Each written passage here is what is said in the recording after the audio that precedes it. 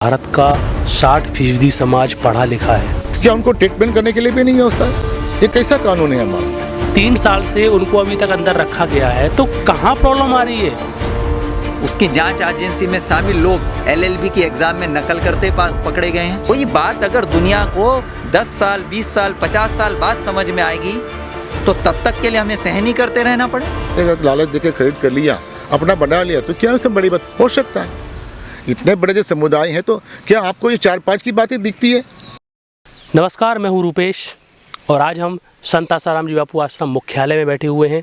आज हमारे बीच हैं श्री सतीश भाई जी और दूसरे मेहमान श्री विकास खेमका जी। संत आसाराम जी बापू से जुड़ी हुई तमाम प्रकार की सच्चाई को हम आपको प्रैक्टिकल दिखाएंगे, घटनाएं दिखाएंगे, केस में क्या हो रहा है उसकी स्थिति हम आपको बताएंगे, षड्यंत्र कितना गहरा है उसकी हम खाइयों को आपको बताएंगे। तो सीधा हम आपको ले चलते हैं श्री सतीश भाई के पास। सतीश भाई जी, आपका हार्दिक स्वागत है मंगलमय में। आप संत आसाराम जी बापू से कितने सालों से जुड़े हुए हैं? मैं बापू जी से 1988 से जुड़ा हूँ। जब बापू जी मुझे मिले, इसके पहले मैं संसार में ही था, लेकिन बापू जी ने मेरा पूरा जीवन बदल दिया है। पहली बार मुलाकात जब हुई बापू जी से, और ऐसा उनका तेज जो था, 88 से मैं बिल्कुल 89 में मुझे बापू जी की दीक्षा मिली और फिर बाद में मैं 1997 से पूज्य बापू जी से जुड़ा हूँ। 16 साल के अंतराल में आपने कितनी घटनाओं को देखा, क्या फील किया आपने? विगत 17 वर्षों में जो मैंने देखा है कि समाज में जिस तरह की अनीतियाँ, जो अराजकता, अशांति भरा माहौल था, सबके मंगल सबका भला, इस भावनाओं को चरितार्थ करते हुए अपने सत्संग कार्यक्रमों के द्वारा, अनेक लोकोत्थान के सेवा कार्यों के द्वारा समाज में एक नई आध्यात्मिक चेतना जगाई है।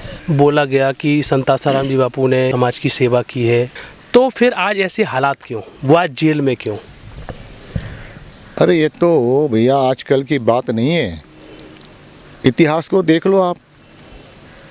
हमारे देश के अंदर जितने भी ऐसे महापुरुष आए हैं, ये समाज उनको ठीक से समझ नहीं पाए हैं। और ये आजकल की बात नहीं है। 800 साल तो मुग़लों ने राज किया हिंदू संस्कृति को नष्ट करने के लिए। वो गए तो इसके बाद अंग्रेज आए।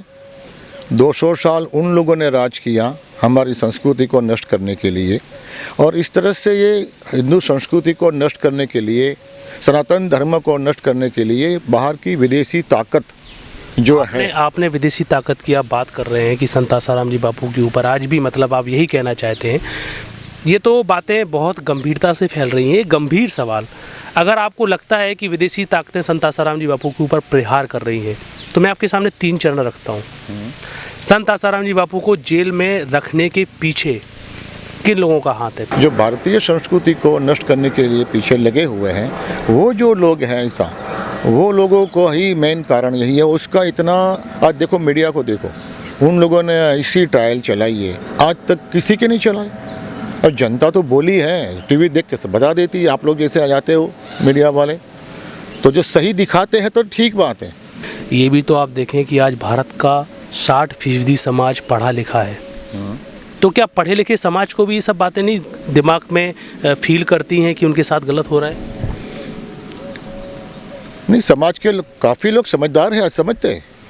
आज काफ़ी लोग समझते हैं। हम किसी से मिलते हैं, किसी संत महात्मा से मिलते हैं, संस्था से मिलते हैं, अब धीरे धीरे सबको समझ में आने लगी है कि बापू जी को किसी भी तरह फंसाया गया है। आज सारे बाहर के लोग जो भी हैं, वो सब बोलते हैं सरकार का दबाव है, हमारी न्यायपालिका आज ऐसी हो चुकी है जिसके देखो अंदर आप किसी को फंसा सकते हो। मैं आपको फंसा सकता हूँ, बोलो। मेरा ये स्पष्ट मानना है कि अंतर्राष्ट्रीय ताकतें जो भारत को गुलाम बनाना चाहती हैं, उन्हीं लोगों ने आश्रम से कुछ असंतुष्ट लोगों को अपना मोहरा बनाया है। और तत्कालीन राजनीतिक सत्ता जो भारत में थी, उन लोगों ने बापू जी को जेल में भेजने का एक सुनियोजित षड्यंत्र रच के जेल में भेजा है। और चूंकि उसके बाद में जो मीडिया ट्रायल इतना देश भर में चला, और जाहिर है हमारे देश की मीडिया तो ज़्यादातर जितनी भी है यहाँ पर वो विदेशी फंडों से ही संचालित होती है, तो अपनी आकाओं के आदेश से उन्होंने इतना इसमें मीडिया ट्रायल कराया कि जहाँ मतलब देखा जाए तो जुडिशरी भी कहीं ना कहीं उसके दबाव में आती है, ऐसा मैं स्पष्ट मेरा मानना है। मैं ये सवाल आपसे पूछ रहा हूँ कि असंतुष्ट लोगों की बात आई, आश्रम से निकले असंतुष्ट लोग। हाँ, कुछ लोग असंतुष्ट होते हैं ज़रूर। उनको जो अपनी इच्छाएं जो थी कि इतनी बड़ी संस्था है, कुछ हमको माल मिल जाएगा, कुछ बड़ा मिल जाएगा, सब लोग तो यहाँ आते, मोस्ट ऑफ ऐसे ही आते, कुछ ऐसे भी तो आ जाते हैं कुछ लोग, तो उनकी अपेक्षाएं पूरी नहीं होती है उनकी। तो बापूजी तो साक्षात सदगुरु हैं जो सच्चाई सबके सामने रख देंगे। तो ऐसे लोग जो थे, जो उनकी कुछ इच्छाएं थी संस्था के ऊपर कि कुछ उनको माल मिल जाए, खुद तरह से इतनी बड़ी संस्था थी तो हो सकता है संतुष्ट। वो जो गुरुजी को ठीक से समझ नहीं पाए थे, अपने मन के गुलाम थे, ऐसे लोग भी कोई हो जाते थे। तो उन लोगों ने जो असंतुष्टि हुई, मेरे सामने कई बार ऐसी घटनाएं घटी थी। बापूजी तो खुल्लम खुला सबको डांटते हैं, कोई भी हो, जहाँ भी कोई अन्याय करता है, संस्था के खिलाफ जो कोई कार्यवाही करते हैं, बापूजी बर्दाश्त नहीं कर सकते थे। तो इसीलिए उन लोगों ने मन में गांठ बांध ली। और जो अभी बताया विकास भाई ने कि जो विदेशी ताकत है, उन लोगों ने ऐसे लालचू कुछ लोग थे, उनके साथ बातचीत करके सेटिंग करके पूरा प्री प्लानिंग किया गया है। बाकी बापूजी का मैनेजमेंट ज़बरदस्त है। इतनी सारी संस्था, आप मैनेजमेंट की क्या बात करोगे, इतने सारे आश्रम, इतनी समितियाँ, हजारों बाल संस्कार केंद्र, ये सब चलाना अगर मैनेजमेंट नहीं होता तो कैसे चलता। विकास खेमका जी, मैं यहाँ पर एक सवाल, बहुत महत्वपूर्ण सवाल है। आप विदेशी ताकतों की बात कर रहे हैं, आप ये भी बोलते हैं कि करोड़ों लोग संत आसाराम जी बापू के अनुयायी हैं, तो फिर करोड़ों लोग जोड़ना एक बहुत बड़ा मैनेजमेंट होता है। जब आपका इतना बड़ा मैनेजमेंट है तो फिर आज बापूजी जेल में क्यों है 3 साल से? अब बापूजी को जिन धाराओं में, जिस कानून के तहत फंसाया गया है, पर्टिकुलरली पॉक्सो एक्ट। अब पॉक्सो एक्ट में जो प्रावधान है उसमें सीधा ये कहा गया है कि लड़की जो भी आरोप लगा दे उसे ही सच मान लेना है और आरोपी को अपनी निर्दोषता सिद्ध करनी है। वर्ष 2013 में भी जब ये कानून बनाया गया था तब भी बापूजी ने सार्वजनिक तौर पर कानून निर्माताओं से और जनता ये अपील करी थी कि कोई भी ऐसा कानून ना बनाया जाए जिससे कि निर्दोष लोग उसमें पीड़ित हों। आज न सिर्फ बापूजी बल्कि इस एक्ट के दुरुपयोग के कारण हजारों लोग पीड़ित हैं, निर्दोष लोग जेलों के अंदर हैं। चलो, पॉस्को एक्ट बना, संत आसाराम जी बापू के ऊपर पॉस्को एक्ट लगाया गया और आज उसके तहत संत आसाराम जी बापू जेल में हैं, तो क्या इसकी कोई काट नहीं है? क्या इसको मैनेजमेंट के माध्यम से इस पे जल्दी से काम नहीं किया जा सकता है? आज इतने सीनियर संत हैं, आज वो जेल में हैं, तो आम जनता तो यही बोल रही है कि कहीं ना कहीं मिस्टेक है। आपकी बात बिल्कुल सच है, मैं मानता हूँ, लेकिन ये जो षड्यंत्र जिस तरह से किया गया है और इसमें उन लोगों ने इतना प्लानिंग से किया गया है, जिसमें हमारी जो न्यायपालिका है उनका भी उसने ठीक से प्लानिंग करके उसका उपयोग किया है। और ये जब ये पॉक्सो जो कानून बना है, मैं तो स्पष्ट कहूँगा कि ये बापूजी ने उनका स्पष्ट विरोध किया था। और जिन लोगों जो ये साजिश करने वाले हैं उन लोगों ने सबसे पहले बापूजी के ऊपर ही प्रयोग कर दिया। बापूजी तो जानते थे कि ये इससे बहुत नुकसान होने वाला है, अगर ऐसे कानून बनाए जाएंगे। तो बापूजी ने उसको सच में बताया था कि ऐसा नहीं होना चाहिए, निर्दोष लोग जो भी है उनको फंसाया जाएगा। और बापूजी इतने बड़े, उन लोगों ने बापूजी को टारगेट क्यों किया, मेरा आपसे एक सवाल है, क्यों बताएं? ये तो आपने ही बताया कि बापूजी ने समाज की सेवा की है। विकास खेमका जी ने ही बताया कि वो अवरोध हो रहा था इसलिए किया। लेकिन मेरा सवाल ये है कि पॉस्को एक्ट लगा तो क्या इसकी कोई काट नहीं है? 3 साल से उनको अभी तक अंदर रखा गया है, तो कहाँ प्रॉब्लम आ रही है? आप किसको दोषी ठहराएंगे विकास खेमका जी? देखिए, मैंने जैसे कहा कि पॉक्सो एक्ट के अंदर ये प्रावधान है कि आरोप लगाने वाली लड़की जो सच बोल दे उसे ही सच मान लेना चाहिए। अब ऐसे में एक व्यक्ति, अब मेडिकल रिपोर्ट में कहीं बलात्कार की बात नहीं आई है, ठीक है, अब जोधपुर में घटना होती है, 5 दिन बाद दिल्ली में एफआईआर होती है। अब एफआईआर भी ऐसे रातों रात हो जाती है, पूरा मेडिकल टेस्ट भी हो गया, 164 के बयान भी हो गए, उसके बाद में 0 एफआईआर रजिस्टर करके जोधपुर में आती है। तो लड़की के जो तथ्य बताए गए हैं, लड़की ने जो एफआईआर में लिखा गया है और उसके बाद में उसके जब भविष्य में कोर्ट में बयान होते हैं, उसमें हर जगह इम्प्रूवमेंट भी पाई गई है। लड़की के मूल एफआईआर में जो तथ्यों का उल्लेख है और बाद में क्रमशः उन चीज़ों में और इम्प्रूवमेंट की गई है। लड़की की फ़ोन कॉल के डिटेल्स वगैरह से भी देखा जाए तो तथाकथित घटना के समय में लड़की किसी से एसएमएस करने में और उसमें व्यस्त थी, ऐसी भी रिकॉर्ड पर आई है। पर पुलिस जानबूझकर वो चीज़ें रिकॉर्ड पर क्यों नहीं ला रही? पुलिस का काम होता है कि जो भी जांच के दौरान तथ्य पाए गए उसे न्यायालय के समक्ष रखें और न्यायालय उस पर निर्णय ले कि क्या सच है क्या झूठ है। पुलिस अपने आप को न्यायाधीश की जगह रखकर जो उसको अनुकूल हुआ वही तथ्य कोर्ट के समक्ष रखे, ऐसे प्रेजुडिस इन्वेस्टिगेशन नहीं कर सकती। जोधपुर केस ले लो चाहे अहमदाबाद के केस ले लो, अब एक संत के केस की जांच कौन व्यक्ति कर रहा है? जोधपुर के जांच अधिकारी के खिलाफ जो राजस्थान के ही एक सेशंस कोर्ट ने उस पर पूर्वाग्रह युक्त जांच करने के और मतलब हुक्म दिया है कि भाई वो पूर्वाग्रह युक्त होकर जांच करती है।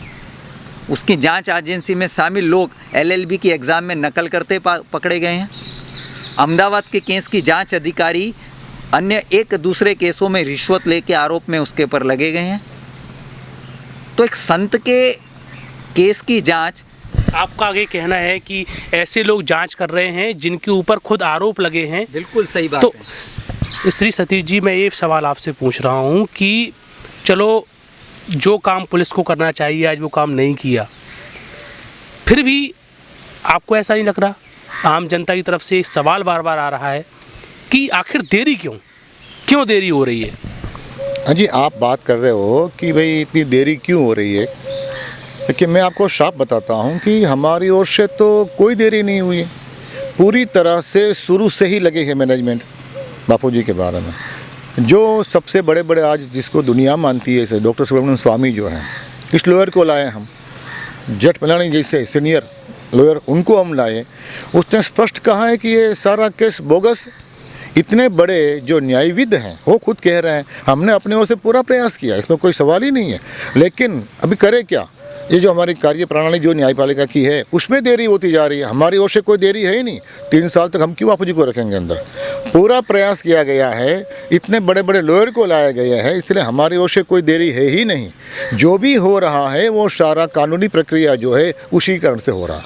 देखिए, बापूजी के केस में देश के वरिष्ठतम वकीलों के द्वारा भी पैरवी की गई है और बार बार जमानत याचिका डालने के बावजूद भी वो चीज़ स्वीकार नहीं हो रही। यहाँ तक कि बापूजी जैसे संत जिन्होंने अपने ज़िंदगी के पूरे 50 साल इस देश की सेवा में लगा दिए, समाज के गरीब से गरीब पिछड़े वर्ग के उत्थान में लगा दिए, आज वो बीमार हैं, उनको उनकी बीमारी के इलाज के लिए भी जमानत नहीं दी जा रही। एक संत जिन्होंने पूरे जीवन भर आयुर्वेद का प्रचार किया और वो अपने जीवन में भी आयुर्वेदिक, जब भी बीमारी की अवस्था में आयुर्वेदिक पद्धति से उपचार करना चाहते हैं, आज उनको उस पद्धति के हिसाब से भी उपचार करने के लिए भी छूट नहीं दी जा रही। जो आतंकवादी रंगे हाथ निर्दोष देशवासियों को मारते हुए पकड़े गए, उनको उनकी इच्छा के अनुसार बिरयानी खिलाई जा सकती है और एक संत को उनकी इच्छा के अनुसार उनके स्वास्थ्य के लिए उपचार पद्धति भी नहीं उनको मिल सकती। कोई बात अगर दुनिया को 10 साल 20 साल 50 साल बाद समझ में आएगी तो तब तक के लिए हमें सहन ही करते रहना पड़े। एक संत को अगर उनकी डॉक्टर्स कई बोल चुके हैं कि केरला में इलाज के लिए अच्छी सुविधा है, वहाँ उनको अनुकूल पड़ेगा, उस चीज़ पे न्यायालय क्यों नहीं ध्यान दे रहा? अहमदाबाद आश्रम है, संत आसाराम जी बापू के 500 से भी ज़्यादा आश्रम है देश विदेश में, तमाम प्रकार की सेवाओं की गतिविधियाँ चलती हैं। तो आपको क्या लगता है ऐसे समय पर क्या करना चाहिए? बिल्कुल, अभी तो ऐसा है कि बापूजी के लिए तो बहुत बड़ा एक संगठन करना पड़ेगा। मुझे तो ऐसा लगता है कि ये जिस तरह से इतनी बड़ी साजिश की गई है उसको दुनिया को सच्चाई बताने के लिए संगठित होके आज दुनिया को सच्चाई बतानी होगी। एक कानूनी क्रिया से तो पता नहीं लंबा और कितना खींचेंगे। अब जनता को सच्चाई कौन बताएगा? जब बापूजी की इतनी बड़ी संस्था है तो सब साधक जो भी उनके हैं वो सब साथ में मिलके संगठित होकर दुनिया को सच्चाई बताए कि सच में यह सच्चाई ये चीज़ है, इसलिए ध्यान देना पड़ेगा। और जिस तरह से सच्चाई बताएंगे समाज के अंदर, हमको तो ऐसा लगता है कि इस केस को अभी ये जो जनता की अदालत होती है, लोक अदालत, उसमें ले जाना चाहिए। सच्चाई दिखा के, वरना कानूनी प्रक्रिया जिस तरह से चल रही है इसमें तो पता नहीं और कितने साल हो सकते हैं। मैं तो मानता हूँ कि बिल्कुल जनता के सामने केस ले जाना चाहिए। बापूजी को इतना, जैसे विकास जी ने बताया, एक ट्रीटमेंट करने के लिए इतने बड़े वयोवृद्ध जो संत हैं दुनिया के सामने, इतना पूरा जीवन दे दिया उसने, ऐसे हजारों लाखों करोड़ों का उत्थान किया, क्या उनको ट्रीटमेंट करने के लिए भी नहीं व्यवस्था है? ये कैसा कानून है हमारा? ये कैसी व्यवस्था है हमारी? हमें तो बिल्कुल समझ में नहीं आ रहा। बापूजी ने स्पष्ट कहा था कि मैं आज एक संत के समर्थन में जा रहा हूं, तो इसे कुछ राजनीतिक दल गलत ढंग से भी लेंगे और हमारी संस्था के खिलाफ भी षड्यंत्र शुरू होंगे, पर मैं देश, धर्म और संस्कृति की सेवा करते करते फांसी पे लटक जाऊंगा, लेकिन मैं अपना कर्तव्य नहीं छोड़ूंगा। तो आज एक संत जिन्होंने देश के लिए, धर्म के लिए अपना पूरा जीवन कुर्बान कर दिया, तो उनके लिए समर्थन में खड़ा होना हम सबका नैतिक दायित्व बनता है। केस में कुछ उल्लेख एनजीओस का आया था, कल्पना एनजीओस का आया था, तो उस विषय में आप क्या कहेंगे? दिल्ली में एफआईआर रजिस्टर होने से पहले जिस कल्पना एनजीओ ने काउंसलिंग का काम किया था, तो वो कल्पना एनजीओ उस काउंसलिंग के लिए अधिकृत ही नहीं है। उस एनजीओ की भूमिका भी शंकास्पद है। अगर पुलिस सही ढंग से जांच करे तो काफ़ी कुछ सामने आ सकता है। जो आपने बात बताई एनजीओ की, तो मैं आपको साफ कहना चाहता हूँ, आज हमारे जो यूपी है, उत्तर प्रदेश, उनका जो सालाना बजट होता है, उतनी भारी अमाउंट से विदेशों से उनको फंड मिलता है। वो छोटे छोटे कार्य में काम करते हैं, वो काम करते जा रहे हैं। और उन लोगों ने जिस तरह से काम किया है, तो हमारे बापूजी के आज करोड़ों शिष्य हैं। बापूजी के तो करोड़ों शिष्य है। इसमें से 2, 4 या 5 आदमी को, आश्रमवासी को उसने लालच देके खरीद कर लिया, अपना बना लिया, तो क्या उससे बड़ी बात हो सकता है? इतने बड़े जो समुदाय हैं, तो क्या आपको ये 4-5 की बातें दिखती है? बाकी जो इतने हजारों जो लोग हैं, करोड़ों जो है इतना आश्रम, उसकी बात के समाज को दिखते नहीं है। सिर्फ 4 बात को देख लिया। एक नियम है साइकोलॉजिकल, अगर मैंने ये वाइट ड्रेस पहना है मानो, तो यह दिखेगा नहीं आपको। अगर एक दाग लग गया जरा सा ब्लू कलर का साई का, तुरंत आपको ध्यान में आ जाएगा। इस समाज को मानसिकता बदलनी पड़ेगी। आज इतने बड़े संत इतने सालों से काम कर रहे हैं, इतना बड़ा ये व्यवस्था चला रहे हैं देश के लिए, तो 2-4 बातों की बात 2-4 लोग ऐसे जो थे खरीद लिया, हो सकता है। इसमें कई संस्थाओं में होता है, बापूजी के आश्रम में ऐसा नहीं, कई संस्थाओं में ऐसा होता है। लेकिन समाज को जागृत होना बहुत ज़रूरी है, सोचना पड़ेगा समाज को, ये बिल्कुल ज़रूरी है। आज हमारे देश के अंदर और भी जो कहीं हैं, मैं तो जानना चाहता हूँ कि जो बड़े बड़े लोग ऐसे हैं, साधु संत भी हैं, उनको भी सामने आना चाहिए, अपने समुदाय को सबको बताना चाहिए कि बापूजी को जानो, पहचानो, इतना सारा काम किया है। तो समाज को जागृत करना अत्यंत आवश्यक है। अगर हम जागृत नहीं रहे तो आगे का समय इतना ख़राब आएगा कि हिंदुस्तान में जो हिंदू संस्कृति है उनको संभालने के लिए कोई बचेगा नहीं। बिल्कुल ठीक कहा सतीश भाई जी आपने। ये जो एनजीओस हैं, जो फॉरेन से करोड़ों रुपए का अनुदान लेकर इस देश को, इस देश की संस्कृति को तोड़ने का प्रयत्न करती रहती हैं, उनके बारे में तो, उनकी कार्यप्रणाली के, उनके फंड के बारे में तो कोई मीडिया हाईलाइट नहीं करेगी। और एक संत जो समाज को जोड़ने का काम कर रहे हैं, देश को उन्नत करने का काम कर रहे हैं, उनकी संपदा के बारे में वाहियात प्रचार करती रहती हैं कि करोड़ों रुपए की संपदा, अरबों रुपए की संपदा। पर यह संपदा कोई बापूजी की व्यक्तिगत संपदा नहीं है। देखिए, मीडिया को हमारे देश में स्वतंत्रता जो दी गई थी आज़ादी से पहले, वो इसलिए दी गई थी कि असत्य की, मतलब सत्य की आवाज़ दब ना जाए। असत्य का व्यापार करने के लिए संविधान में मीडिया को छूट नहीं दी गई है।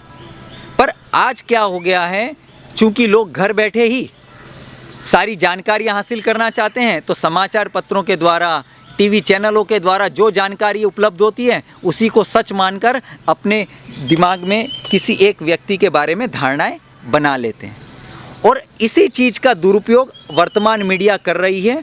उनको फॉरेन से, उनके आकाओं द्वारा जो दिशा निर्देश दिया जाता है कि समाज में इस चीज़ को अच्छा बताना है, इस चीज़ को खराब बताना है, वो जैसा समाज में धारणा किसी व्यक्ति, संस्था या किसी विषय के बारे में स्थापित करना चाहते हैं, वही चीज़ उनकी मीडिया बार बार दिखाती रहती है। और एक सहज सी बात है, एक असत्य भी बार बार बोला जाए तो लोगों को वो सत्य सा प्रतीत होता है। बापूजी ने स्पष्ट कहा है कि जो भी मेरे पास पैसा जमा हुआ है वो साधकों की पसीने की कमाई का पैसा है, इसका मैं कहीं भी दुरुपयोग नहीं होने दूंगा। वरना चाहते तो हो सकता था, लेकिन महापुरुष कभी सिद्धांत के साथ रहते हैं, कभी ऐसा किसी के साथ व्यवहार नहीं करते। बापूजी ने स्पष्ट कहा है कि कुछ भी हो जाए, लेकिन जो साधकों के पैसे हैं वो जो है देवी कार्य में होगा, जो गरीबों के उत्थान के लिए होगा, इस तरह से मैं कहीं करने वाला नहीं हूँ। ये बात बिल्कुल सच है। बापूजी इससे स्पष्ट मानते हैं, बिल्कुल मानते हैं। मैंने बताया पहले भी आपको, बापूजी अपने कपड़े भी छोड़ के आए थे घर से। वो तो ऐसे त्यागी महापुरुष है। श्री सतीश भाई के और विकास खेमका जी के हम आभारी हैं कि उन्होंने अपना कीमती समय मंगलमय चैनल में दिया। उन्होंने बहुत सारी चीज़ों को स्पष्ट किया, आश्रम की सच्चाई को बताया, संत आसाराम जी बापू से जुड़ी केस की घटनाओं को बताया कि आखिर जो षड्यंत्र की गहराइयाँ हैं वो कहाँ कहाँ तक हैं। तमाम बातों को निष्कर्ष में लाए। आज भारत के समाज को, बुद्धिजीवी वर्ग को इन सब बातों से सीख लेनी चाहिए